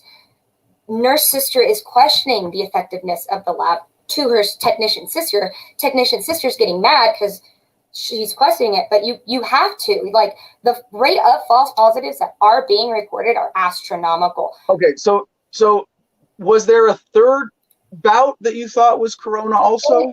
In between the very first one and this last one, I was sick again, like over this summer. I just haven't left my house because I've been sick all year. So I don't know if it was just lingering symptoms. I don't know if I had been re-exposed. I don't know if it was something else. But at this point, I don't trust my healthcare system, which is what they want. So I think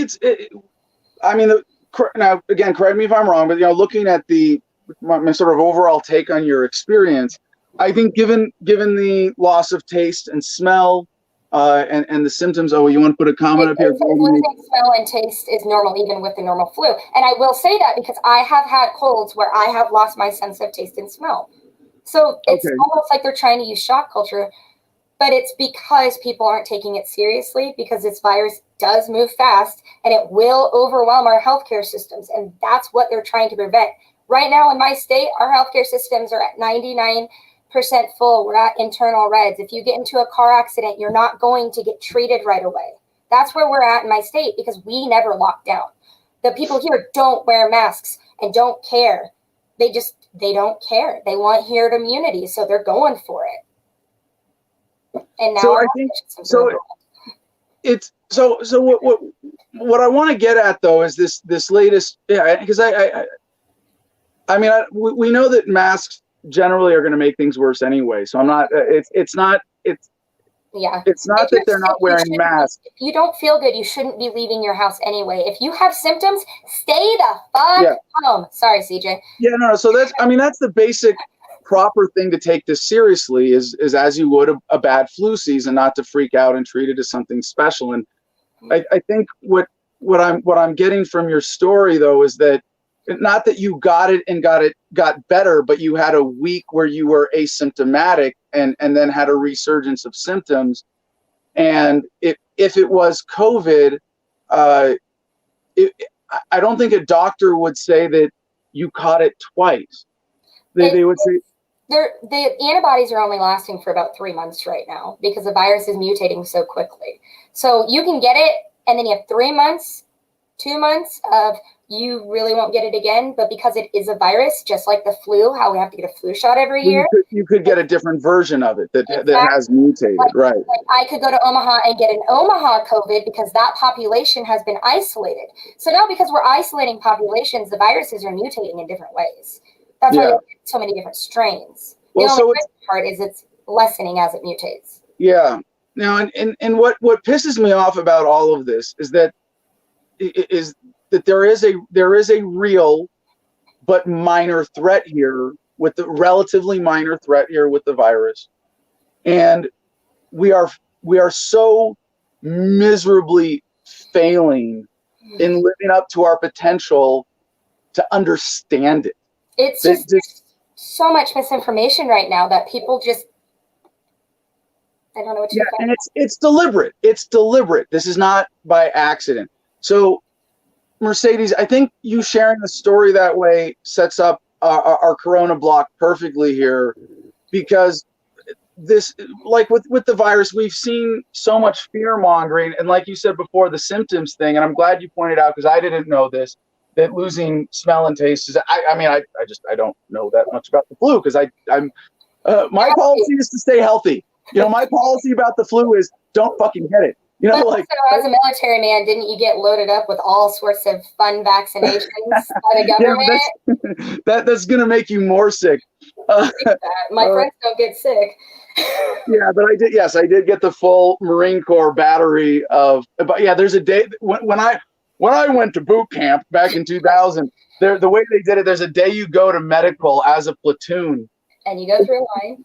It's a gauntlet. Gauntlet. And you pull up both sleeves and you walk and you take a step and they go boom, boom. And you take another step, boom, boom, and another step, boom, boom. And you take 3 or 4 or 5 steps like that. You get shot in each shoulder. And then at the end of the line, you pull your pants down, you get a shot in the ass. Mm-hmm. So anyway, this thing about you could get it again, as in what they're trying to say with this propaganda. I think what they're trying to trick the average American into believing is that immunity to viruses is not a thing when it comes to COVID. And that's fucking bullshit. And it's really dangerous in the misinformation, because what they're trying to do, I mean, even with your experience, even with a virus that mutates, it gets into the human petri dish. It just becomes like the flu. And it's important to note that while I'm acknowledging this point that Mercedes is making, right, that this virus mutates and you can get it again, that viruses get less harmful over time. That's the natural course of mutation. Doing that actively. It is happening. So the idea of herd immunity could be the right one at a certain point if we get a version of the virus that's not deadly but highly contagious, and we just go, well, get it out with everybody, and then but the thing is, we don't fucking know, because the science is being kept from us, or we are kept from doing science. But this is the fear mongering, and they're boiling it down to a very simple headline of you can get it again. But the underlying mythology here that they're trying to plant the seed in Americans' brains, and it's very dishonest and dangerous, is that immunity doesn't apply when it comes to COVID. It's just out there. You get it, you get better, you get it again and again and again. So let's get into these headlines, see if we can get through this block, check back in, see if we got any other callers or comments. Again, what did Adam miss this week, or what insight is he missing? I'm sure this conversation is going to promote some of that. So the first story I've got in this block is from NBCnews.com. This is today's headline. Chris Christie says he was in ICU for 7 days battling COVID-19, urges Americans to wear masks. And again, masks as a policy is counter-scientific. It makes you more likely to get the virus. We see this not just from the study that we knew from looking at flu transmission in controlled groups where you had one without masks and one with. Yes, those who wore masks for extended periods were more likely to get the virus. But even now, among people who wear masks all the time, from people who were exposed to the virus, 70% have gotten the virus, as opposed to 3% for people who never wear masks. Yeah, it's not decisive science by itself. But again, when all signs of the science that we have point to the policy and the authority being bullshit, you got to start looking into things and going, yeah, we really do have to stand up and challenge this. And Christie now seems to have been bullied on board the corona fear train along with Trump, as he says, quote, As a former public official, I believe we have not treated Americans as adults who understand truth, sacrifice, and responsibility. So, yeah, we're gonna do more for them. Yeah, and this is Christie was one of the reason this is in the news. Christie was in intensive care for 7 days. He was one of a number of people with ties to the White House who tested positive for coronavirus around the same time as President Trump. As he said, quote, "I believe that when I entered the White House grounds that I had entered a safe zone due to the testing that I and many others underwent every day. I was wrong. I was wrong to not wear a mask at the Amy Coney Barrett announcement, and I was wrong not to wear a mask at my multiple debate prep sessions with the president and the rest of the team." And this is scary, that people are being, like Trump, bullied or bought off or convinced one way or another. Hey, instead of standing for the truth, instead of standing for freedom, you're going to profit more personally from buying into this lie, feeding into the coronaphobia. And there's so much behind this. And of course, if Trump had drained the swamp, we'd have a lot less to worry about. But people might also be coerced. And, you know, in a sense, we are subject to the coercion of the fraud that we are subjected to with censorship for talking about this. But don't worry, we'll get to our censorship block. Next from Reuters, COVID science. That's the headline. Yeah, this is science. COVID science. COVID-19 antibodies last at least 3 months. So do symptoms for many. So this is from a few days ago. The following is a roundup of some of the latest scientific studies on the novel coronavirus and efforts to find treatments and vaccines for COVID-19, the illness caused by the virus. People infected with COVID-19 develop antibodies targeting the new coronavirus that last for at least 3 months. According to 2 reports published on Thursday in Science Immunology, the 2 studies, together involving nearly 750 patients, both point to immunoglobulin antibodies, which start showing up well after infection begins as the longest lasting. Researchers found that IgG antibodies with 2 targets, blah, blah, blah. But see, this is not, all right. That's not how antibodies work, in the sense that, when there's an imprint that's with you permanently. So, how they're, putting the, like, again, to say that the antibodies last for at least 3 months, well, at least 3 months could mean a lot more than 3 months. But when they put this out, I maybe if someone else, I'm going to wait until I see the proper scientific analysis that cuts through this propaganda.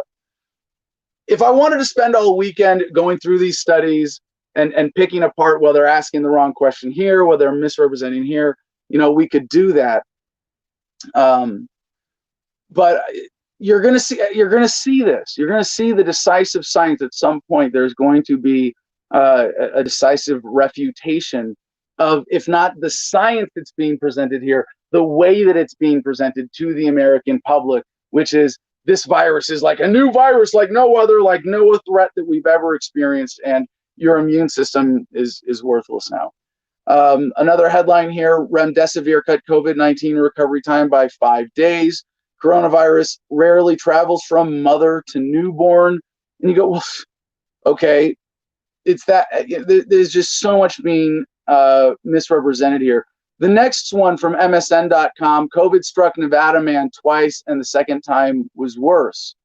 Now, you can't, like, just from our experience with Mercedes, or just our conversation, did the virus like go away and come back? We know in her case from her exposure that it was most likely the same virus resurging. She just had a week that was asymptomatic. And when you're talking about something complicated like this, it's very easy for the mainstream media to twist the language slightly without lying, but still grossly misrepresent reality. So second time was worse. COVID struck a Nevada man twice. and the second time was worse. Well, I mean, it hits me every morning when I wake up. If I had a bad flu and every morning I woke up with a resurgence in some other symptoms, I could say, man, this flu struck me 10 times in 10 days. The third and the fifth time, those were the worst ones. This is not being presented as science or real understanding. This is being presented as fear mongering.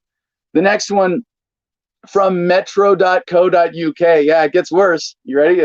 This is what I've been seeing this week, because there were so many other fear mongering headlines about Corona itself. Like, remember we covered the one a few weeks ago, like it could make your balls explode. Again, slight exaggeration in my language there, but yes, there was a story that, because there was one patient who had some experience with testicular swelling. They put a mainstream media headline out, Corona may cause testicles, whatever, not, hey, there's this one freak case and, we're keeping an eye on it, but be afraid, because so many people just read the headlines.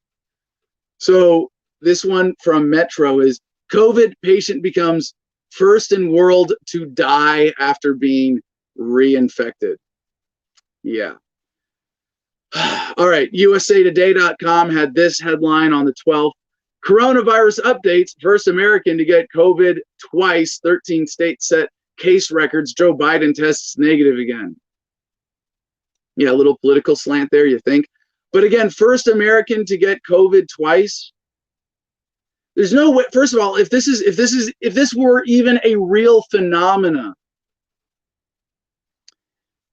you couldn't say this as a headline with integrity, because of our pathetic failure of getting tests out and just understanding the spread of the virus and who has it and who doesn't. I mean, we're going to look at some point. You got to look back on this point in history where you saw me get the test, where I got it in the mail, finger prick. Yeah, I put it on a test strip, a little saline solution, and I have the results almost instantly. I mean, it's 45 minutes start to finish. You go, okay, cool. Why were we doing drive-through test sites where you get swabbed in the nose and then had to wait 2 weeks? Like, what the fuck was that? All right, so get these comments back up here, Mercedes. I'll read some comments here. Mr. Status, COVID for natural male enhancement. Okay, Professor Vink, I got COVID and I gained 5 inches. All right. Professor Vink again, the only time I want to hear the words super spreader are for a proctologist award. Get those cheeks spread. Yeah, you're a super spreader. Yeah, I mean, there's just been so many lies. Really, speaking of super spreading, you recall perhaps Sturgis, the great bike rally this year. And I love that we were able to play you that Smash Mouth parodying its own lyrics. Yeah, I'm going to sing. Brace yourself. Somebody once told me he ain't the sharpest tool in the... I'll stop. It gets better, but yeah, if you want to look it up, Smash Mouth at Sturgis, and everyone's like, oh, well, Sturgis. Oh, wait, there's one line I got to share from the lyrics that's just great about this. Hey, now, we're in Sturgis. We're all wearing no masks. Hey, now, we're all bikers, and we're sharing one flask. Yeah, so... And was it a super spreader event? Well, the media tried to get us to believe that for a while because there was this one guy.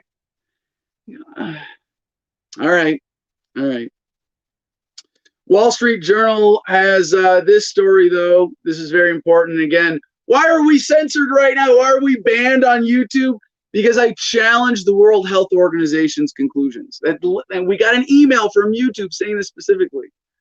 But let's see if we can not do this. All right. Well, this one's not loading for me, so screw Wall Street Journal. Little positive news here, though, to wrap up our COVID block. Long-term care residents in Greeley protest COVID-19 restrictions. In Greeley, Colorado, residents at nursing and rehabilitation facility in Greeley organized a protest against Colorado's coronavirus restrictions on Thursday. About 20 residents gathered outside Fair Acres Manor, many in wheelchairs, holding signs that read, rather die from COVID than loneliness, and prisoners in our own home, and give us freedom. Wow. Wow.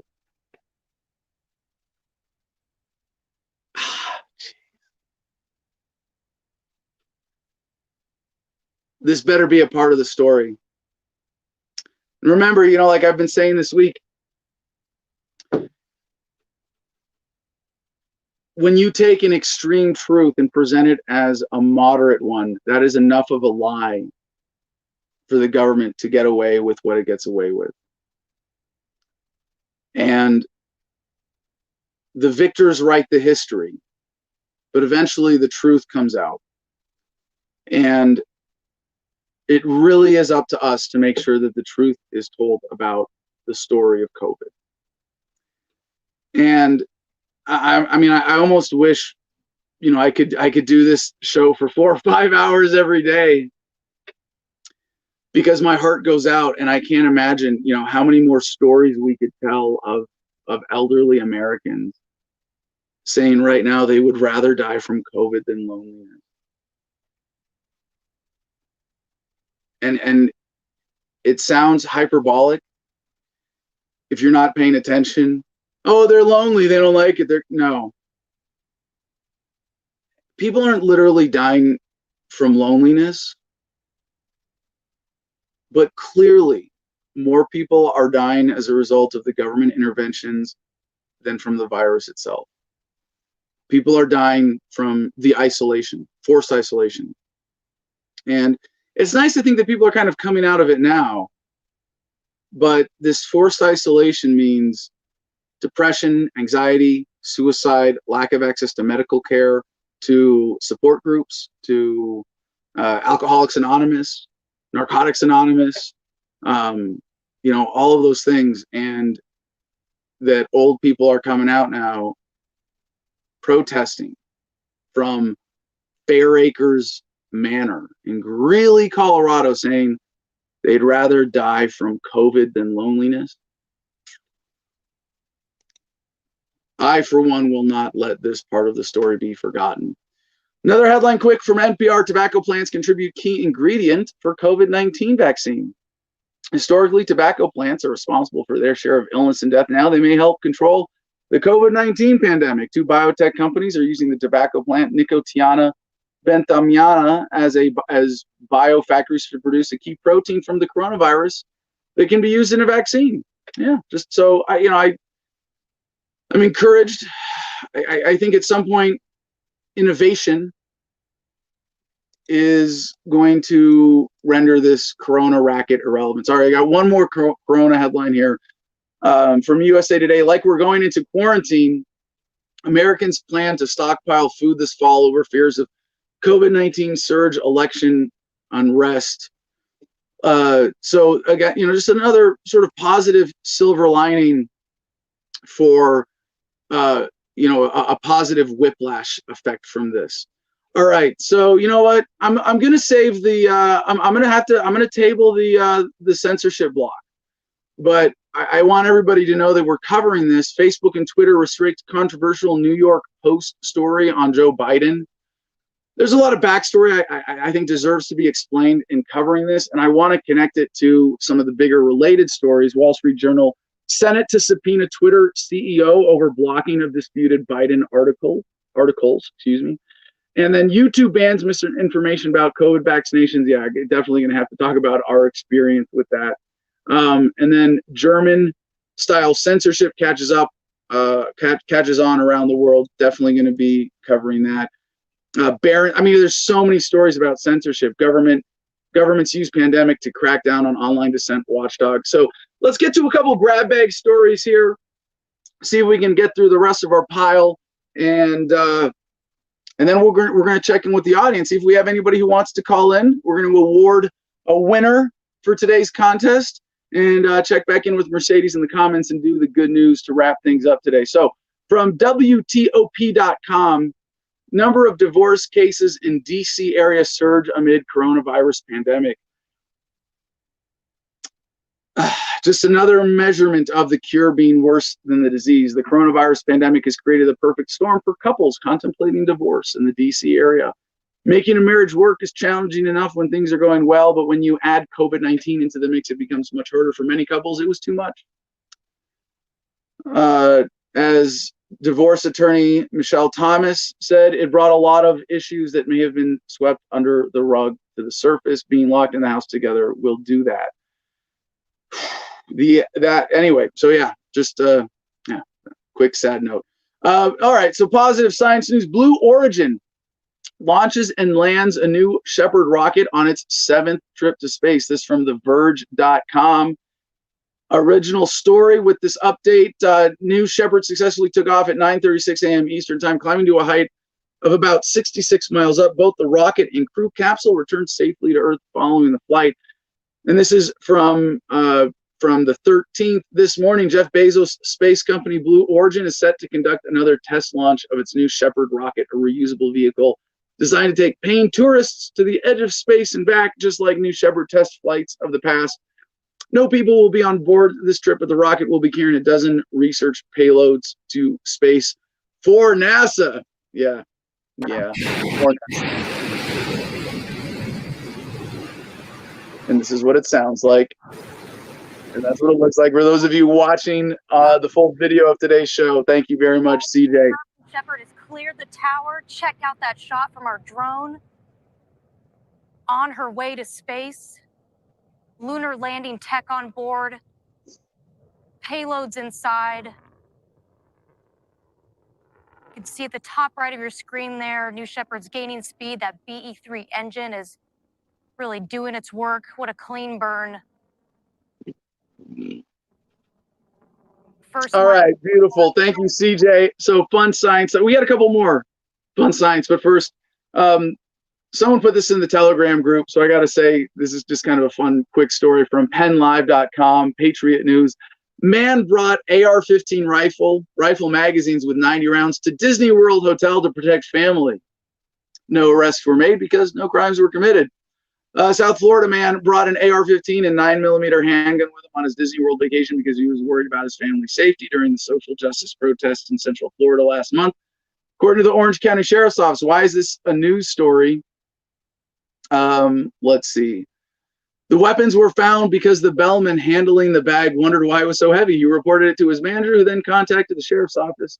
The sheriff's office questioned the man who told him he brought the rifle with him for their safety because of the riots and civil unrest going down south and in the Central Florida area. The sheriff's office checked his concealed weapon permit and then gave the man back his firearms. No arrests were made because no laws were broken, the sheriff's office said Tuesday when reached for comment. So yeah, I mean, couple conclusions or takeaways from the story. One is that if, taking responsibility with firearms for you and your family's safety does incur the extra cost sometimes of this inconvenience. But also, this was a time when things went well, right? Someone saw something suspicious, reported it, it was checked out, and everything was fine. It doesn't always have to end in conflict, arrest, or dogs getting shot. Our next story, Popular Mechanics, that ever so trustworthy source on 9/11 pancake theory, has this headline: another mysterious jetpack man spotted flying 6,000 feet over LAX. Cool photo on this one. The flyer here appears to have an apparatus like a platform that he or she is standing on. Airline crew members spotted a person in a jetpack flying at an altitude of 6,000 feet high near LAX on Wednesday. Second such jetpack sighting near LAX in 6 weeks. FBI currently investigating both cases. Makes me wonder if this is what they're trying to suppress. We're all about to be able to fly. Yeah. And with the Shepard rocket and the COVID vaccines and treatments, I'm so optimistic. We are going to innovate our way out of this. It's not, oh yeah, we got the science. No, we got the innovation, applied science, and we are rendering the whole government racket obsolete. I don't know why someone sent me this story. It really just funny, although tragic, weird story from FoxNews.com. Yeah, Fox News bringing you weirdness and tragedy. How unusual. Delta Airlines passenger claims she woke up to pastor urinating on her. The man reportedly had a bad reaction to a sleep aid. Now, apparently, he had his junk out and was peeing on her in the middle of a flight. Now, I don't know, is he in some kind of, weird dream state because of this medication? But yeah, apparently he was detained, was able to, because there was an off-duty police officer on the plane to restrain the man. From Las Vegas, pretty much everyone on board was... No, don't play this one, CJ. This is just a dumb side story. We're going to wrap things up here. We got to get to the good news. But I got to say, the one thing that's kind of being underreported in this story as a matter of humanity is how traumatized the victim was with some lingering anxiety from the incident. As she said, quote, "I left work yesterday because I couldn't stay, but I had to tell them why I needed to leave. It was a lot, man. My anxiety was really high. Literally, since then, I have only gotten 4 hours of sleep." Yeah, waking up next to a penis in the open, urinating you on an airplane. Yeah, that's traumatizing. That's you're not gonna be able to shake that image very easily. I think CJ shared this next one with us from CNN.com. 14th person charged in alleged plot to kidnap Michigan governor. 14th person has been charged. Brian Higgins, 51, of Wisconsin Dells, Wisconsin, has been charged with material support of an act of terrorism for his alleged participation in a plan of domestic terrorism that included storming the Michigan Capitol building and harming government officials. Yeah, so we're going to stay on top of this one. I don't know, this isn't the smoking gun story, but yes, thank you for sharing us with that, CJ, because there is more COINTELPRO undercover agent bullshit to be teased out of that story, and we'll be staying on top of that. As it winds its way through the legal system, unless everybody just pleads out right away, you're going to see some more interesting revelations. Someone also shared this story. Ex-Mexico Army chief arrested in LA on drugs, money charges. We're going to have to come back to that one. Let's see. Oh, yeah, an update in Thailand, although we are definitely going to be coming back to this, that there were two Thai protesters arrested for threatening violence towards the Queen. Let's see, this one's not loading for me right now, so we'll skip it. Britney Spears, I don't know if you were following the long Britney Spears drama, as I think Mercedes is. I think she was the one who shared this in the Producers Club. Britney Spears scores victory in conservatorship, allowed to hire lawyer.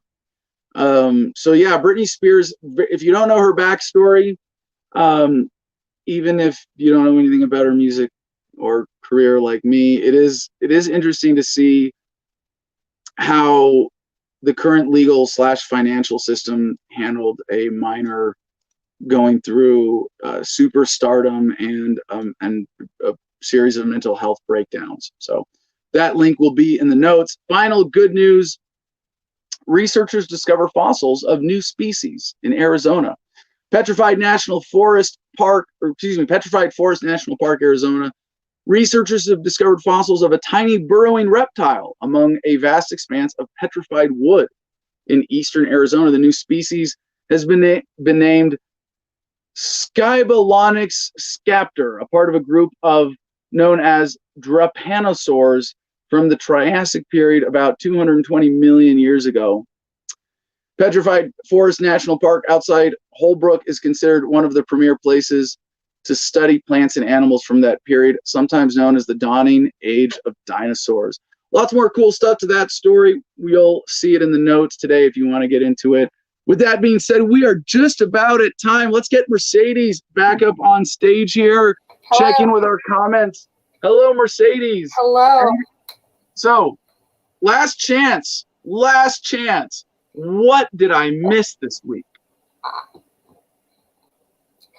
So, my neighbor Kate Nicole just posted this. My neighbor was just found guilty of 6 charges, it's long, for selling a quarter of a weed to a confidential informant that repeatedly asked over and over again till he was finally sold to.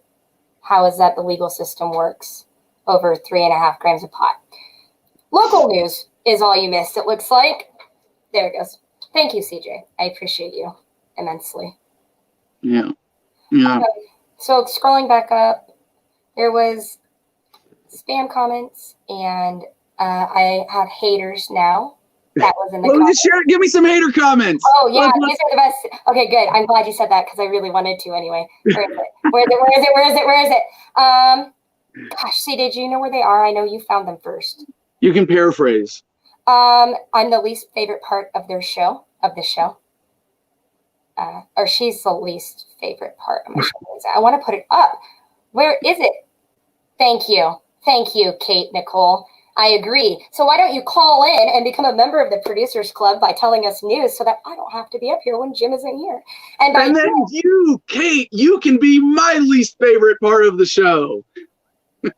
You went there, but they were agreeing. They said that I'm not even pretty, which I agree with. I agree with that. So I like the haters. And you know why? I like your booze because I've seen what makes you cheer. Ooh. All right. So Mercedes, can we give this one to Mike today? I think we can. I enjoy Mike a lot. Mike from Long Island, congratulations. Welcome to the Producers Club. I hope CJ, if we don't have if you're not still with us, send an email to me, adam@thefreedomline.com, or connect with CJ or jim@thefreedomline.com. And Mike will get you plugged into the Producers Club, and it's going to be it's an honor to have you with us. Thank you so much for the call today and all the great comments. Let's wrap things up with the good news, and we are almost on time today. Look at this.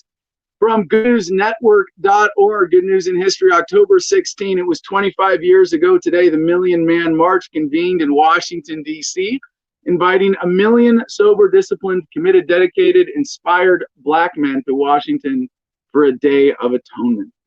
More good news on this date. On this day in 1854, Oscar Wilde, the Irish playwright, poet, and novelist, best known for The Importance of Being Earnest and The Picture of Dorian Gray, was born. On this day in 1916, the nurse Margaret Sanger, believing that women themselves needed to determine when to bear children, opened the first U.S. birth control clinic. On this day in 1940, Benjamin Davis Sr. was named the first African-American general in the U.S. Army. That's the first thing I'm going to say that's not really good news. No. Yes, racial equality is good, or the equality of opportunity, non-discrimination, blah, blah, blah, blah, blah. Yes. But it's like, if we got a woman president, women should not be proud that there's a woman president. They should be ashamed.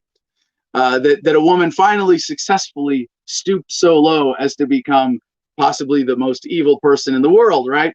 And in that sense, I think I almost said as an African American, African Americans should not be proud that they are able to overcome oppression to become oppressors themselves or generals in the U.S. Army.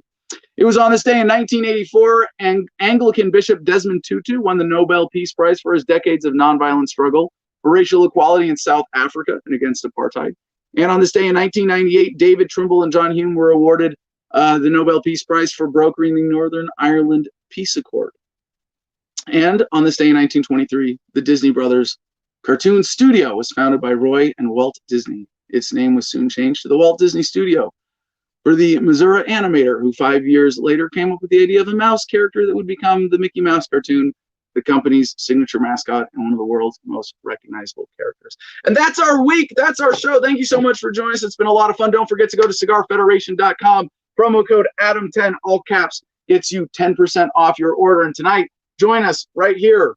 Well, actually, be Periscope, Periscope by Twitter, twitter.com/Adam Kokesh. Find us there tonight. Get your JSK nugs. I will be smoking a CBD infused cigar with hopefully here we'll have Peter Yapel, and we'll get to announce that later today when we confirm all the details. And go to AdamVersusTheMan.com, join the Producers Club, and get some merch. Support the show. And with all that being said, peace and love, y'all. Choose happiness and be excellent to each other.